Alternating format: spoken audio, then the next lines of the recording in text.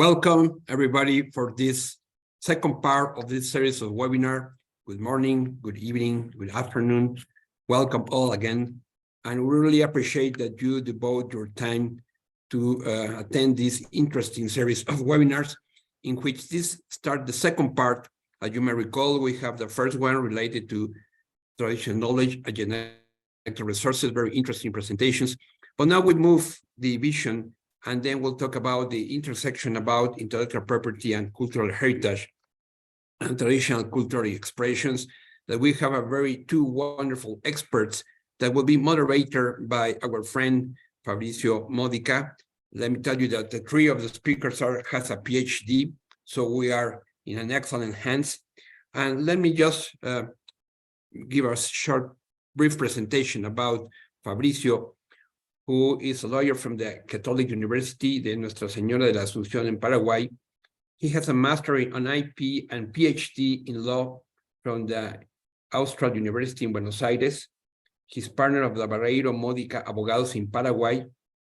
He's also professor of IP and entertainment law at the Catholic University Nuestra Señora de la Asunción and Austral University of Buenos Aires, vice president of the Paraguayan Association of IP, and vice chair of the Copyright Law Committee and the ACP Academy, as well as member of the APP committees of copyright and traditional knowledge. He is very active in our committee, so I welcome him, thank him for all his enthusiasm, and Fabricio, the floor is yours, and enjoy this webinar. Thank you, Martin. Well, I'm very happy to be here. It's a pleasure for CPA PPI to invite me. So we're going to have an excellent webinar today. We're going to talk about the intersection of IP and cultural heritage, traditional cultural expression, part one. Since inception in international law, the legal concept of traditional cultural expression, TCE, has been tightly intertwined with intangible cultural heritage, ICH.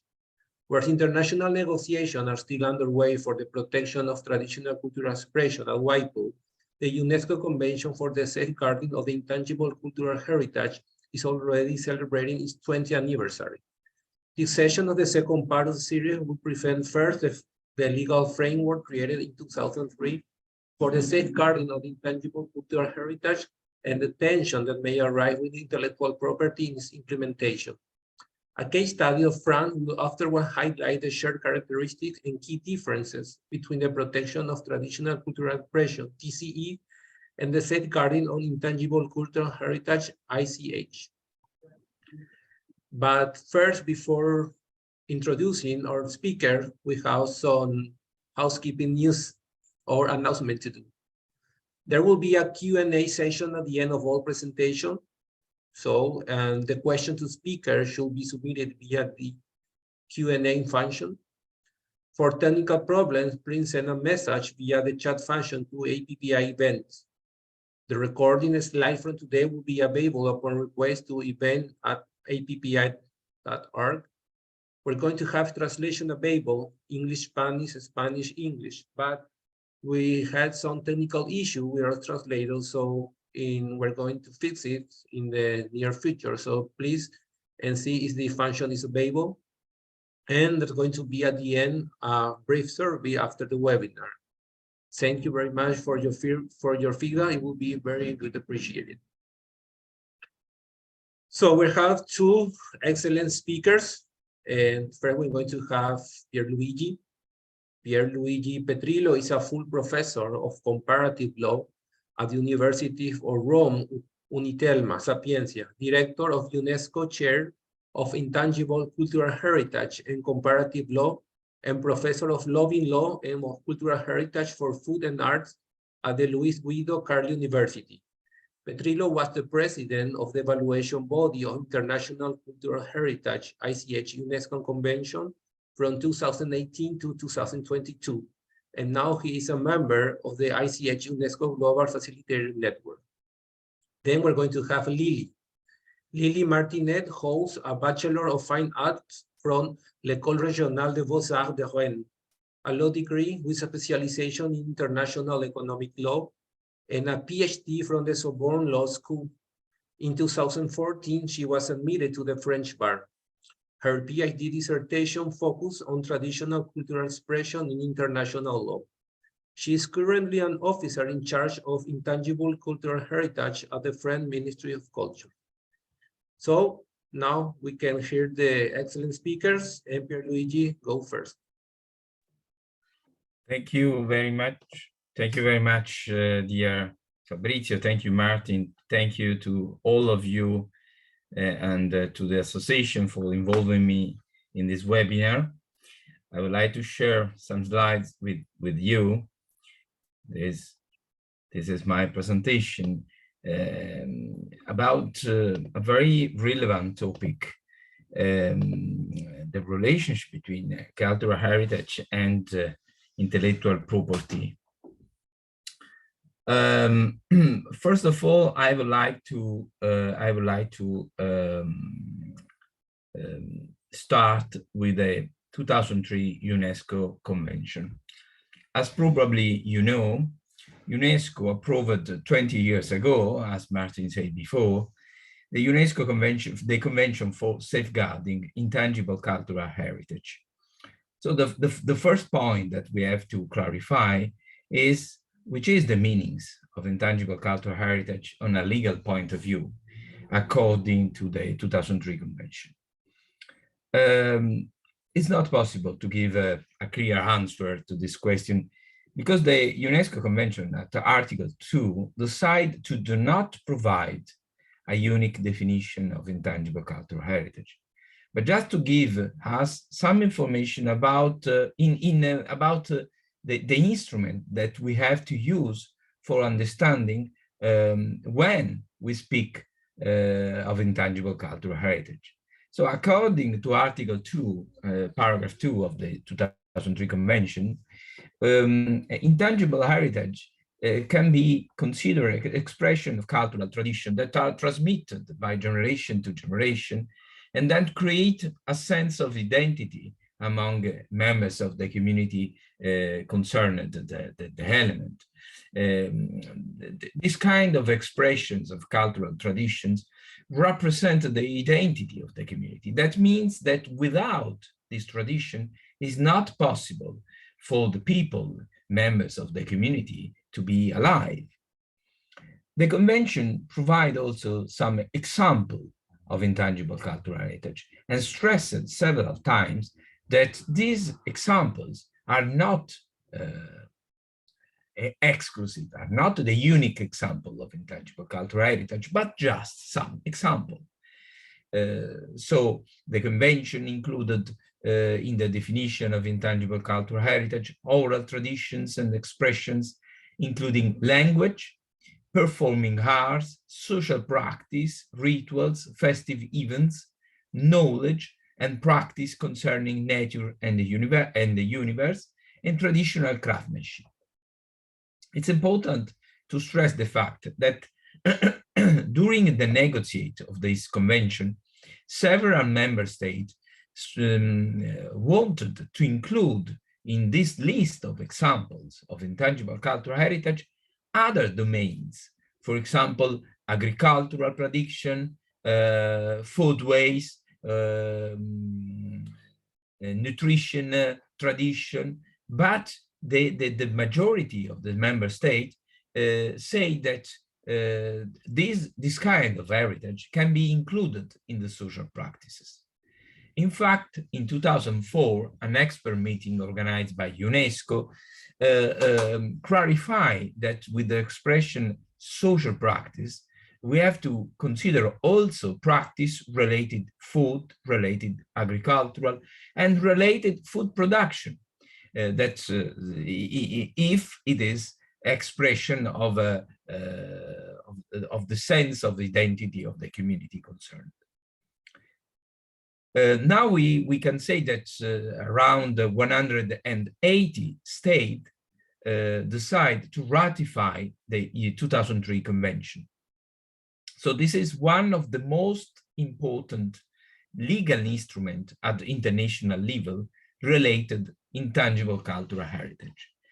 But as we will stress today, this legal instrument does not provide any concrete safeguard instruments to intangible cultural heritage. Very different from other legal instruments like the WIPO and other instruments related to the human creativity. According to 2003 convention, the most important things is that the state parties has to safeguard this tradition, this element. And the convention explains how it is possible for member states and communities safeguard this heritage and indicate several instruments. The first one is inventories. So state parties ask to inventory their intangible cultural heritage and has to involve community practitioners, bearers of this kind of element in the inventory process. Cannot be a top-down process. That means that it's not possible for the state to decide which are intangible cultural heritage of the people, members of the state, but has to be at a bottom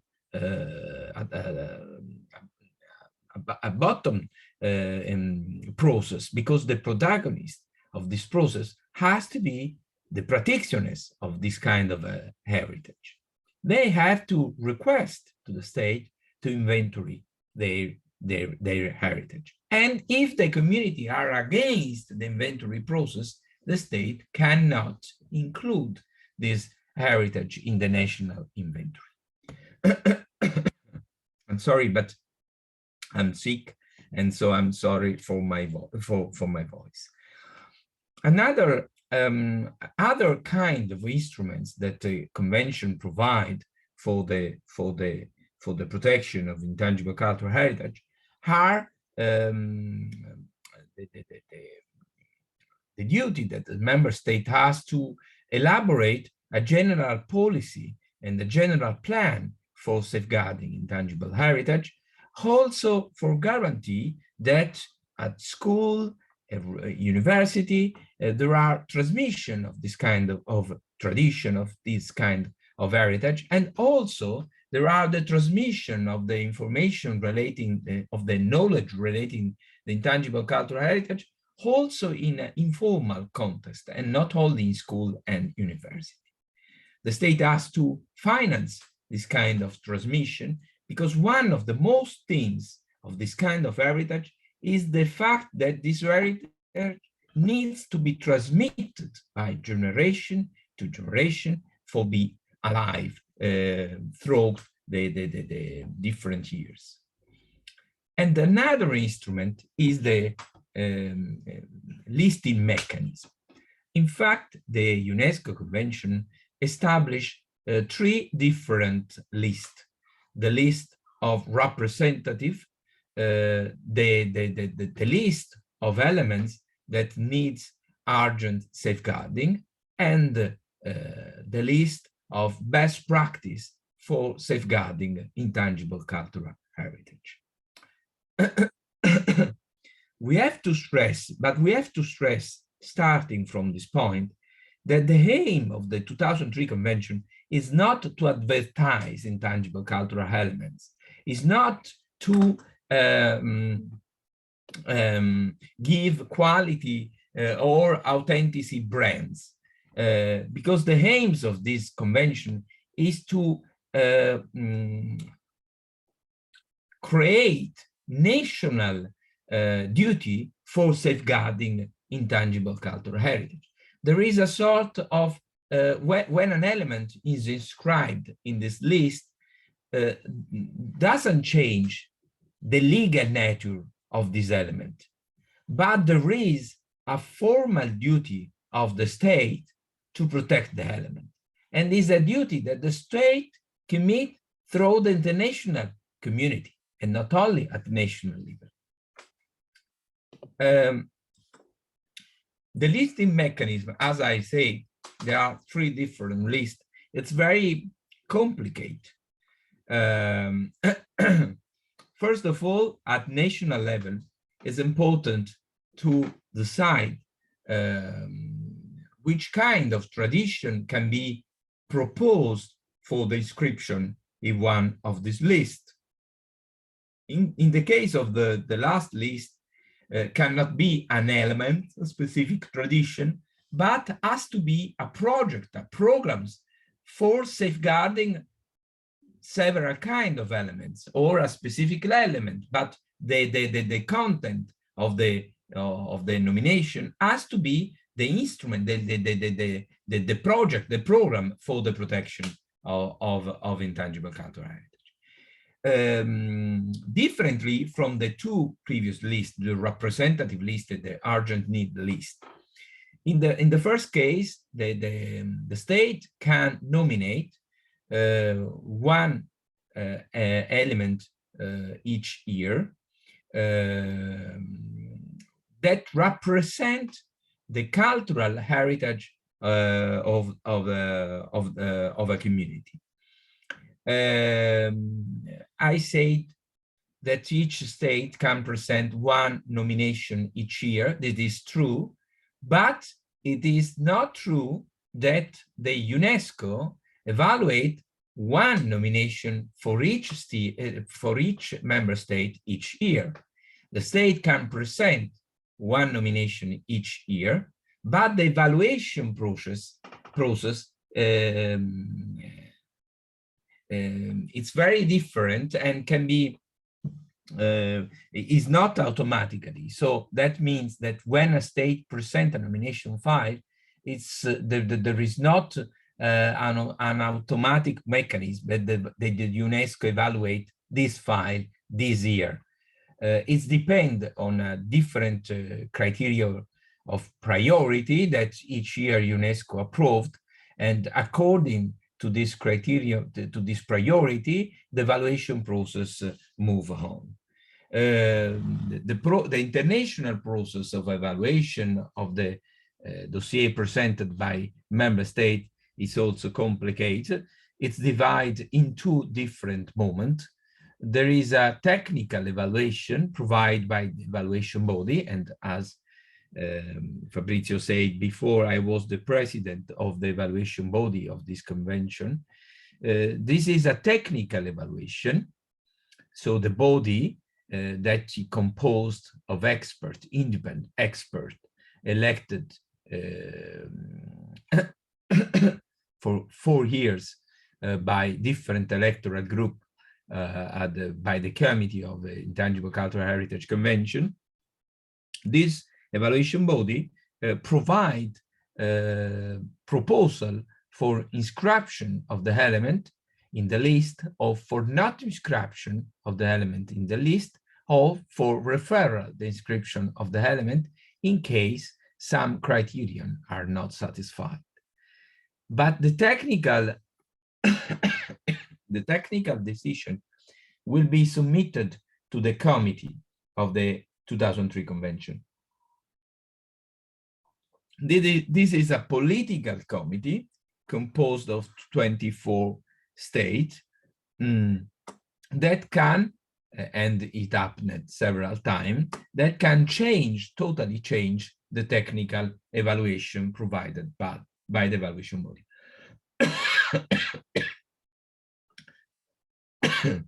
What I want to say is that, I'm sorry,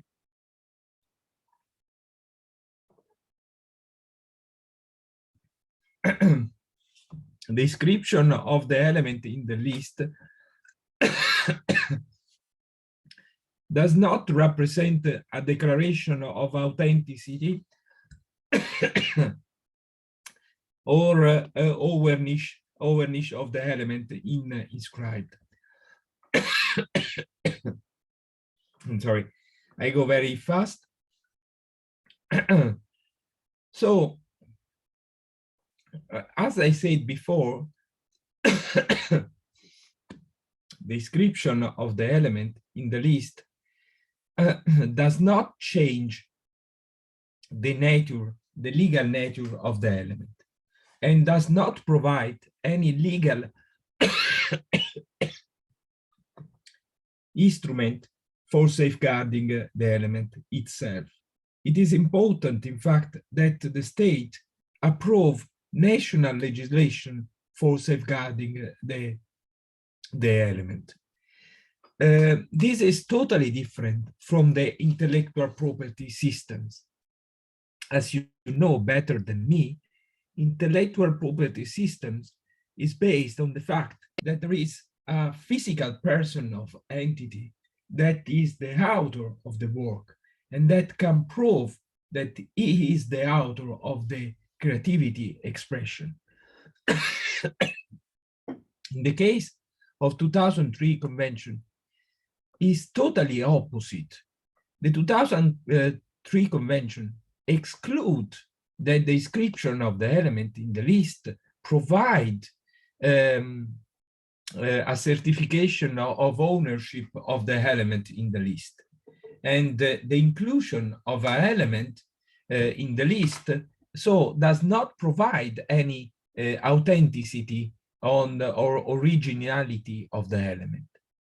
The UNESCO Convention expressly promote cultural diversity and cultural dialogue. That means, in concrete way, it's important for state members to nominate elements that are shared by different communities in different states. That means that in the UNESCO list, as the priority, the elements that are not coming from one specific state party, but from several state parties. So it's totally opposed through this system with the WIPO system. And also is totally different also from the another thing is that the definition that the WIPO give of the traditional knowledge, it is partially similar to the definition provided by the 2003 convention. But we can conclude in this way: UNESCO is a sort of showcase that display the creativity of human and the diversity of this kind of creativity. WIPO is a legal mechanism to bring creativity back to its owner and to provide legal instrument for the protecting of the ownership. The UNESCO system is totally different. It is in an opposite side because they want to share with several community this creativity. And but it is true that in different cases, for example, in Japan, in Korea, national legislation provide legal instrument also for protecting elements that are inscribed in the UNESCO list. For concluding my presentation, and I'm so sorry, but I'm not very well today, what we can say that in one case, in the UNESCO case, the most important things is the promotion of cultural dialogue and the promotion of diversity among different communities. In the WIPO system, the most important things is the protection of the property of the cultural creativity. So I hope that with these very few words, I try to explain the importance of the intangible cultural heritage and the definition of intangible cultural heritage provided by UNESCO and the difference between this and the other international legal instruments. Thank you very much. Thank you very much, Pierluigi. It was very, very interesting. Now let's switch place to Lily. Please, Lily, go ahead. Thank you, Fabricio. So I hope that you can hear me, and I'm going to share my screen and put my PowerPoint in full mode. So please let me know if you can see my PowerPoint. Yes, we do. Okay, great. So first of all, I wanted to thank the organizers and especially Martine for organizing this webinar. The topics of traditional cultural expressions and intangible cultural heritage, they actually remain quite unfamiliar for the majority of lawyers. So I believe it's an important topic to be discussed during a webinar. And there's also an important increase of public interest in these topics. So I believe that in the future, these topics will be really, really important and everyone will be aware of them. So I'm going to elaborate on Professor Petrillo's presentation by talking about the intersection between intellectual property and intangible cultural heritage in the French context. So I will use the acronym ICH for intangible cultural heritage. So first, I will talk about France's legal framework for safeguarding ICH, and then I will explain how intellectual property and ICH intersect in France and what it can produce. So France ratified the Convention for the Safeguarding of the Intangible Cultural Heritage in 2006. So it was the same year that the convention entered into force, and it took 10 years for the concept of intangible cultural heritage to enter French law. And it entered French law through a law that introduced intangible cultural heritage in the definition of heritage. So on the slide, you can see this is the first article of the French Heritage Code, Code du Patrimoine. And in blue, you have what has been introduced in French law in 2016, which is a direct reference to the definition of ICH set out in the 2003 Convention for the Safeguarding of the Intangible Cultural Heritage. So in France, we have the same definition of intangible cultural heritage as the one that was set out in international law. So our law is aligned with international law. And as it was said in the first presentation, the main obligation of the UNESCO 2003 Convention is for states to identify and document the ICH present on their territory through an inventory. So after ratifying the convention in 2006, ICH inventory. So some states have several inventories, but in France we have only inventory comprises more than 500 elements. You can see on the right side of the slide a picture of the platform where you can see the different elements that were included in the national inventory. And the legal effects of the inclusion of an element in the inventory, the effects are quite limited. It's possible to identify three main effects. The first one is a symbolic effect, I would say, which is a national recognition of an element of the intangible cultural heritage. And this is something that is actually sought by ICH bearers that seek a recognition and a form of legitimation through national recognition. So this symbolic effect is actually very important for communities. The second effect of the inclusion of an element in the national inventory is the possibility to initiate a nomination for an inscription on one of the UNESCO's lists. So these are the lists that were talked about by Professor Petrillo. So the representative list and the urgent safeguarding list. So all elements that have been inscribed on a UNESCO list need to be first included in the national inventory. And in 2018, France decided to create a logo, an emblem for intangible cultural heritage in France. So this is the third effect of the inclusion of an element in the national inventory.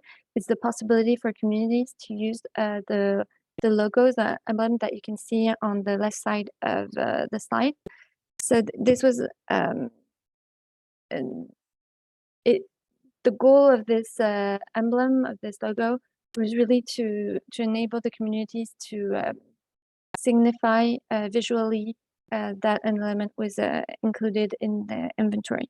So this is really, in a very small nutshell, the legal framework for intangible cultural heritage in France. And so now I'm going to dive in the heart of the subject, which is the intersection of ICH and IP in France. So I'm going to talk at first about some shared issues and features between IP protection and the protection that can exist through heritage making processes. And after presenting the similarities, I will then talk about what differentiates them and the tensions that may arise when IP is included in the framework of intangible cultural heritage. And this is because there are some foundational differences between the protection allowed by IP rights and the safeguarding that is ensured through heritage making processes. And I just want to make a little comment. We've been using the term of safeguarding. Safeguarding is a term that is used in the realm of intangible cultural heritage, and it means it's all the means that are used to ensure the viability of intangible cultural heritage that keeps alive ICH. So first of all, traditional cultural expressions and intangible cultural heritage, they actually apply to the same subject matter. That is to say that traditional cultural expressions are a subset of intangible cultural heritage. So all traditional cultural expressions are part of intangible cultural heritage because they share the same features. And so they are covered by the very broad definition of intangible cultural heritage. And there are rationales that are shared between protecting traditional cultural expressions and ICH. The first one is the question of how can you protect the fruit of collective creativity? How do you understand the rights that may stem from a collective creativity? And they also share common issues in their implementation, namely, how do you delineate the community, the collective entity that would benefit either from a national recognition as heritage or an IP protection? How do you avoid freezing traditional cultural expressions or intangible cultural heritage? And how do you handle, for instance, secret information? So these issues, we are faced with them constantly when we work with intangible cultural heritage. And this is especially true in connection with the national ICH inventory. So for example, the question of the delineation of the community will arise when we are studying elements that want to join the national inventory, because we need to ensure that all the components of a community are included in the heritage making process. So it means that when an element is included in the inventory, we need to ensure that all the different entities inside a community have agreed for the inclusion and have been able to participate in the process. To avoid freezing cultural expressions, or what is also called ossification, we have a mechanism that enables to modify and revise entries in the national inventory. So communities can ask us to change an element that has evolved in the inventory. And on the subject of secrecy, this is also taken into account. There's a possibility to keep information confidential or to exclude it from the inventory so it cannot be publicly shared. So this is very important. We have this big, broad principle of participation with bottom-up procedures where we need to respect the wishes of the community and its right to participate in the heritage making process. So despite these similarities, there are important differences in the conceptual design of heritage safeguarding and intellectual property protection. And these appear each time intellectual property rights are involved in the safeguarding of intangible cultural heritage. So in France, existing IP rights are very present in the safeguarding of intangible cultural heritage. In our national inventory, for each element, there are different sections, and one of the section is devoted to public recognition. And in this section, we often see listed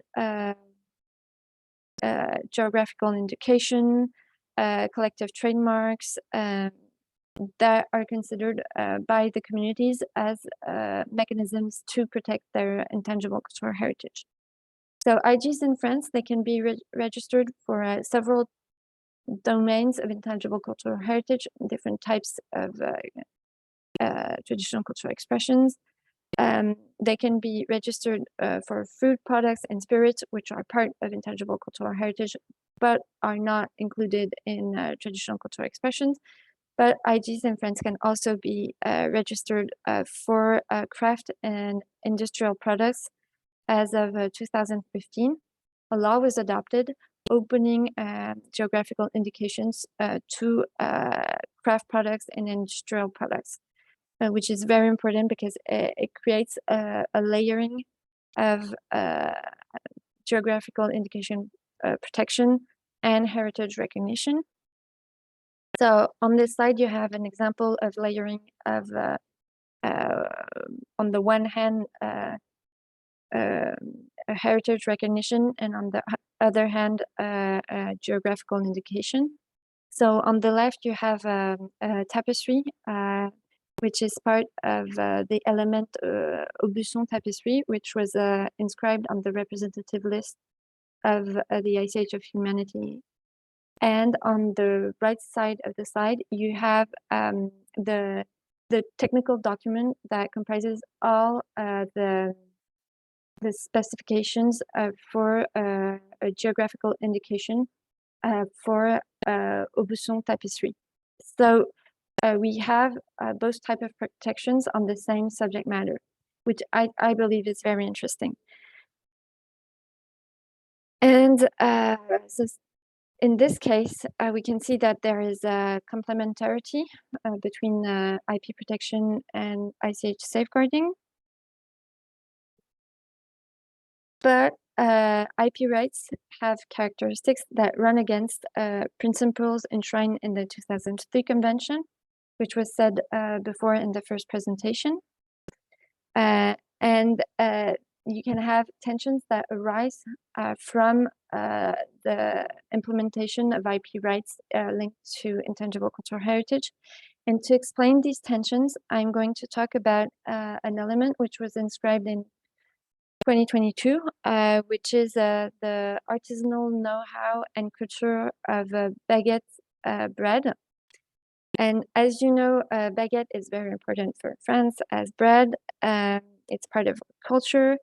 And we have, as a consequence of this, a special legal protection that is akin, similar to IP rights, to ensure the quality of bread and its denomination. The goal is to protect artisanal bread against the competition of industrially produced bread, which can be, for example, frozen and only cooked in a supermarket. So the law that was adopted, its goal was really to protect artisanal baguette prepared using traditional know-how from a cheap, formerly frozen baguette sold in supermarkets. And the protection that was created was in two steps. There was first a decree in 1993 that was adopted that protected all the combinations of the terms French, France, traditional, and bread. And this combination of terms was linked to bread prepared from a specific limited list of ingredients that were never frozen. So a French traditional baguette can only be designated as a French traditional baguette if it was prepared using the list of ingredients, and the ingredients were never frozen. In 1998, there was another act that was passed, which set out the conditions for the title of baker. So to use the title of baker, a professional needs to personally undertake all the stages of bread production at the place of sale to the end consumer, and the products cannot under any circumstances be frozen or deep frozen. So both of these laws have created a certification scheme very similar to IP rights, because it creates a monopoly on the title of baker and on all the naming that can exist with the combination of the words French, France, traditional, and bread. So they are de facto a form of collective certification trademarks. And so when a consumer buys a traditional French bread in a bakery in France, the consumer knows that he or she is buying a product prepared with traditional know-how. And as a consequence, he pays a premium.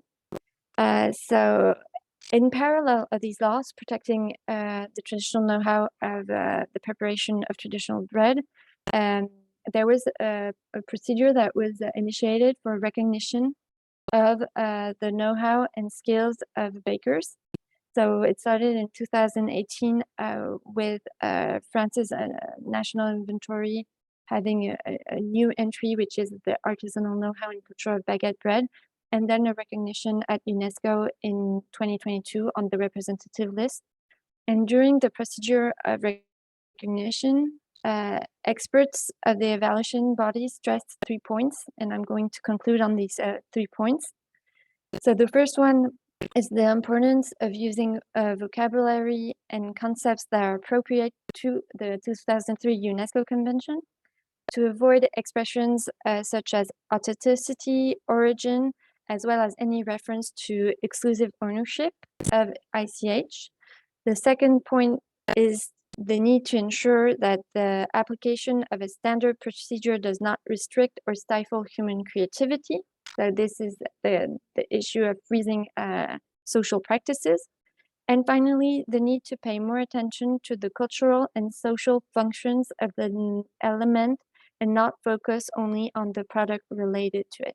So the heritage recognition, the goal is really to think about the social and cultural processes and not about the final product that is created through the know-how.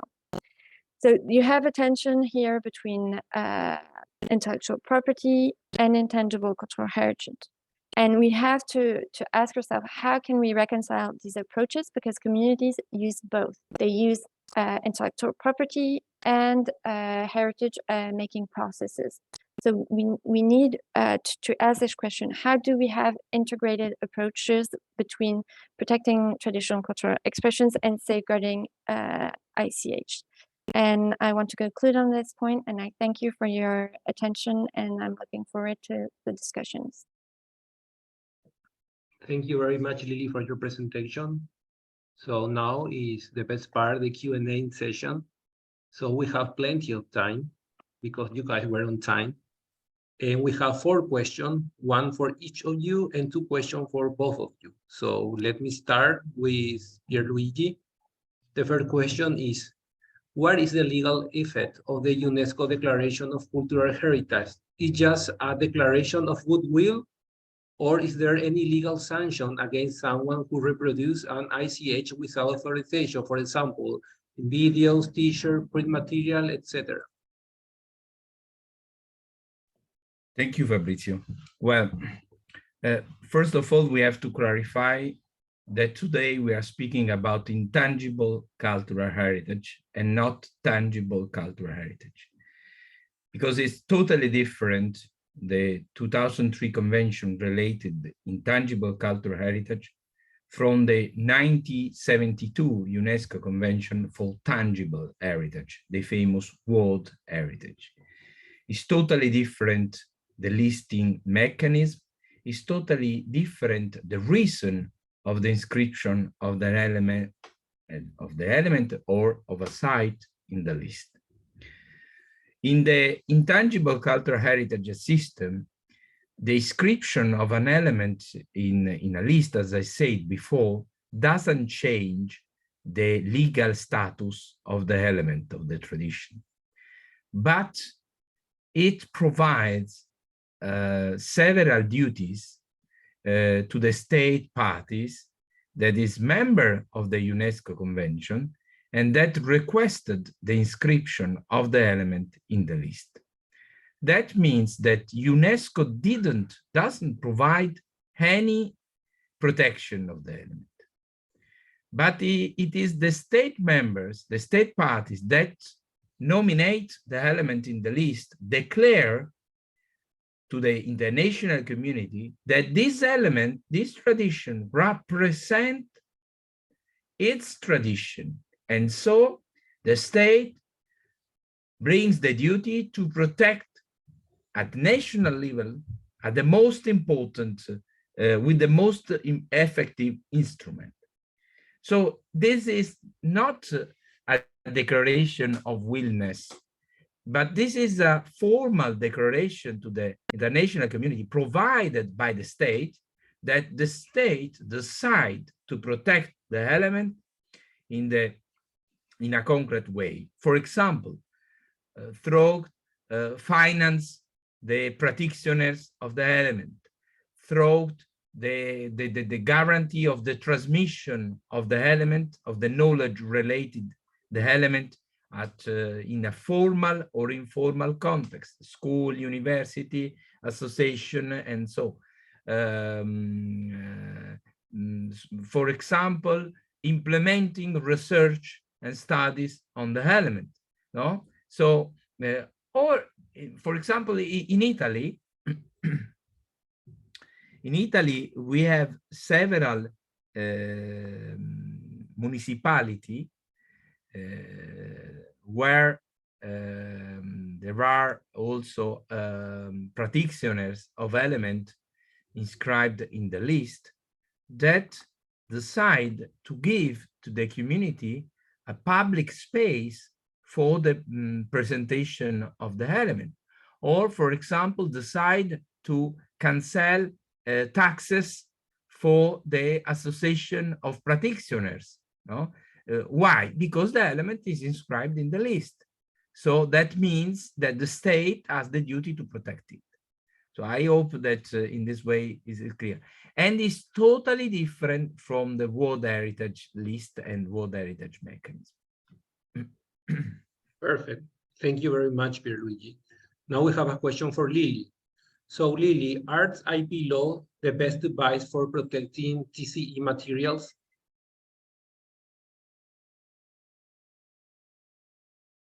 So thank you, Fabricio. So if I understand your question, IP would be more adapted than heritage making process for protecting traditional cultural expressions. Yeah. But it depends what you are protecting them from. If, for example, it's because the younger generation is no longer interested in a dance or a song and that they don't want to learn the know-how, then IP won't help you. IP won't be useful. Whereas different measures could be helpful. For example, including intangible cultural heritage in the syllabus of schools, modifying the way the intangible cultural heritage is perceived.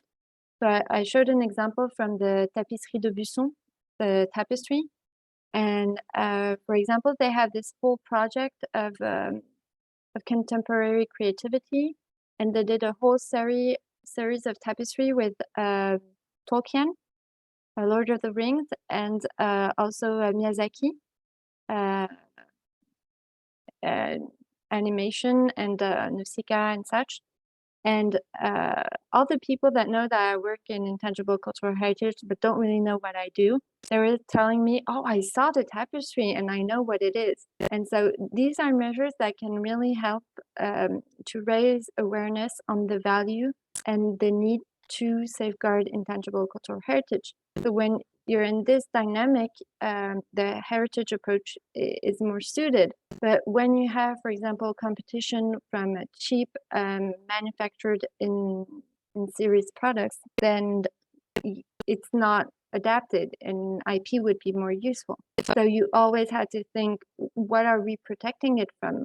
What's the issue? What are the threats? And what are the means that are adapted? And how can we use at the same time IP and cultural heritage protection? I hope I've answered your question. Yeah, definitely. So our third question is, do you think there is a conflict or tension between the Western legal model in which TCEs are protected versus the collective folkloric model arise because of the two distinct cultural value systems? What do you think? I don't know. You can go Lily or you can go Pierluigi. So, Pierluigi, I'll start, and you Yeah. will add the information. Yeah, this is something that comes up really often. And I just want to say that there is not only one Western approach to intellectual property. And as a French lawyer in training, French law is actually more adapted to traditional cultural expressions than copyright. We have moral rights. We have the right to respect the author. We have authorship. We have laws that are actually quite similar to what some communities seek through IP rights protecting traditional cultural expressions. So we shouldn't lump all Western law into one monolith. But yes, it's true that values are different. And it's true also that some states have more interest in intellectual property protection because they have creative industries that are more powerful than others. But there's also other things that we need to take into account, is that we're in a globalized world and that everything circulates. And so we need to find something that will suit everyone, like a compromise. And I also wanted to say that it's important to take into account human rights, because we didn't talk about this, but the 2003 convention, it is framed and linked to cultural rights and human rights. But this is also an important issue with intellectual property. We have to think about human rights. How can it affect human rights when we protect traditional cultural expressions with IP? So, and I'm going to leave Professor Petrillo add on this. Well, I totally agree with Lily, but and I totally agree with the fact that there doesn't exist a Western model to the protection of IP, but there are a lot of national models.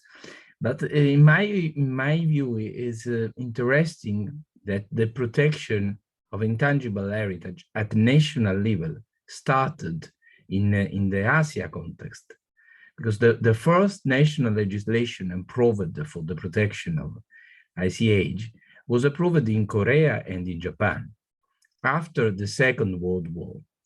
Why this country decided to approve in 1956, if I don't made a mistake, the first national legislation for safeguarding intangible cultural heritage, several years before the UNESCO Convention. Why? Because after the Second World War and after the occupation of different states, they tried to maintain their original tradition, and they wanted to guarantee the transmission of this tradition to the young generation. And there was a risk after the Second World War that the original tradition was lost, and because the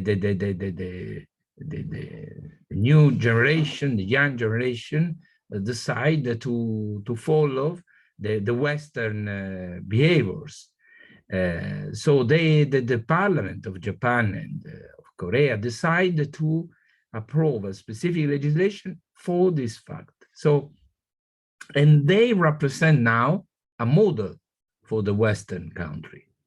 So this is important, in my opinion, to underline. Perfect. And the last question. Do you think it's possible that UNESCO and WIPO could have a better approachment and a fluid dialogue? Perhaps one could think in the not too distant future to have a unified international treaty administered by both institutions. What do you think? Lily, I can start and then you can follow if you want.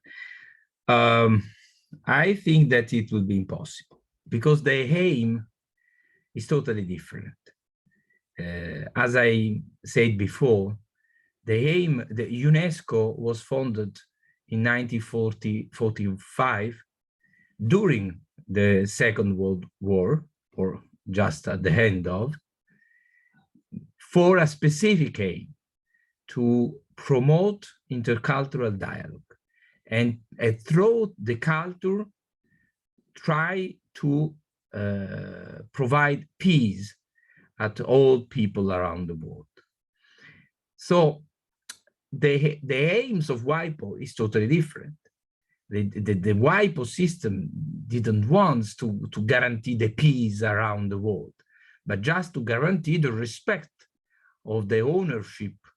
So we can say that this is a sort of peace because without WIPO, we can create a conflict, legal conflict around the world. So this is true, but the philosophy behind the two different international organizations is totally different. And also, if we consider the other UNESCO programs related, for example, education and freedom of information, the role of social society, is totally direct to promote the cultural diversity. And if you want to promote the cultural diversity, you cannot say, this is mine, this is yours, like in the WIPO system. Because the idea, is especially the idea of this convention, is that there is a common culture. And this common culture cannot be divided through national territories or owners around the world. So in my opinion, it will be impossible. But there is one thing that can be happen. And this is the definition of intangible cultural heritage. As you know better than me, in the WIPO system, there is the debate on the committee relating the traditional knowledge, natural resource, and so on. So it will be useful if the definition of traditional knowledge and the definition of intangible cultural heritage provided by the 2003 Convention can be the same, because they are two international legal systems. So it's with two different definitions. I think that we have to maintain the different aim and the different effects of the different conventions, but we have to try to work for providing the same legal definition of the same things.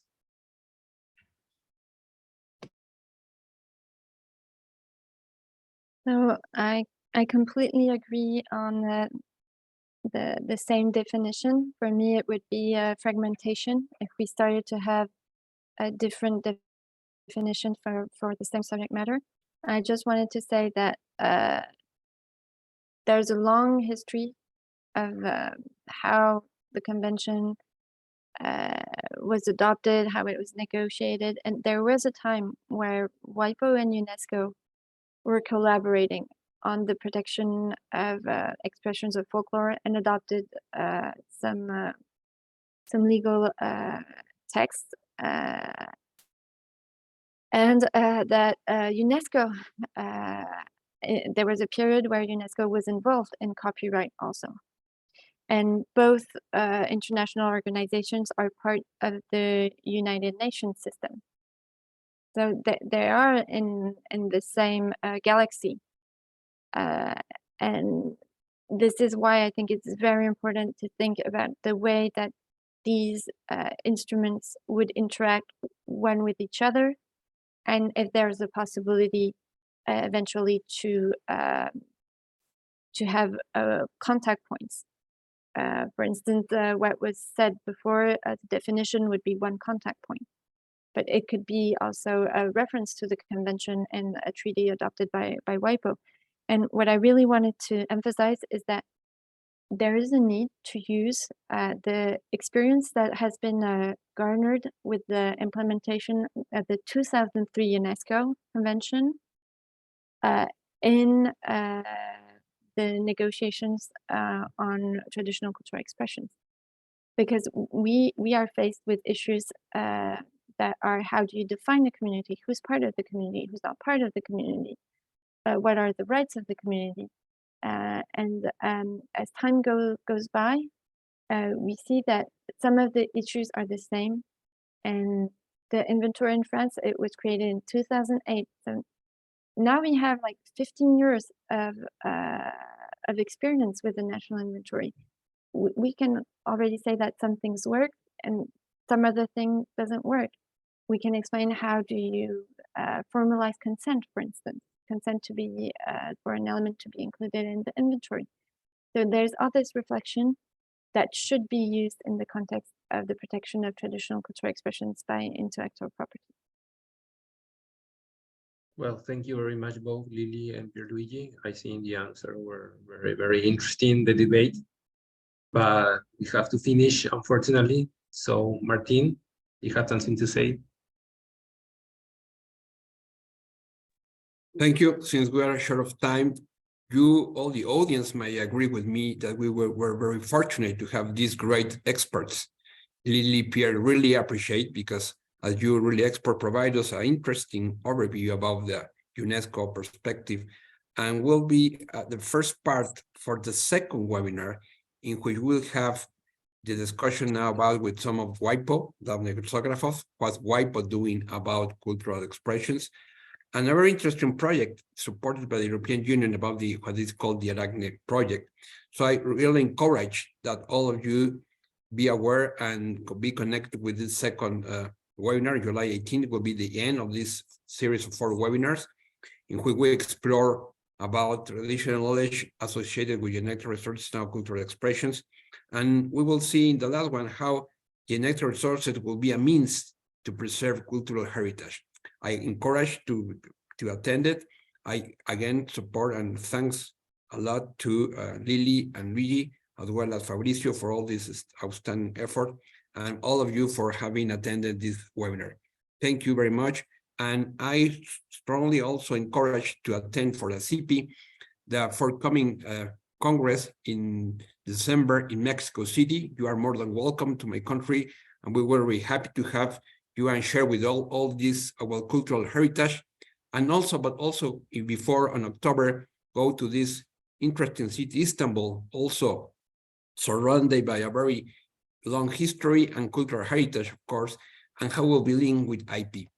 Thank you again, and hope to see you on the next webinar on July 18th. Thank you. Thank you, Cinzia, and all her team, and Giselle from the CP. Thank you.